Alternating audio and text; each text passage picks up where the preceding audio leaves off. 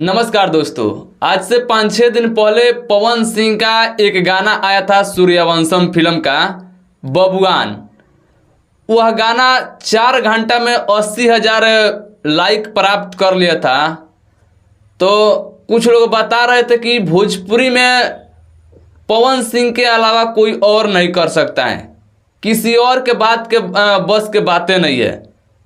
और लकीर बता रहे थे लोग कि ये लकीर और किसी से नहीं मिट सकता है। लेकिन आज देखिए खेसारी भैया को आप लोगों को हम दिखाएंगे 4 घंटा का रिकॉर्ड। आप लोगों से हम नहीं बोल रहे हैं दोस्तों, उन लोगों से हम बोल रहे हैं, आप लोग समझ लीजिएगा। वो लोग 4 घंटे का खेसारी भैया का आज वाला गाना का रिकॉर्ड देखेंगे लोग तो क्या होगा उन लोगों को, दिखा दिया जाए। लो देख लो, ये है ट्रेंडिंग स्टार का पावर। पावर स्टार के पावर कोई नहीं मिटा सकता है। लकीर बाप रे, उस दिन मार जो ना रहा था मन में तौन बका रहे थे लोग। लेकिन वही देखिए आज जब खेसारी भैया का गाना रिलीज हुआ, माहौल बदले तो सब लकीर फकीर मिटा करके आई नया रिकॉर्ड खड़ा करके दिखा दिए खेसारी भैया के फैंस।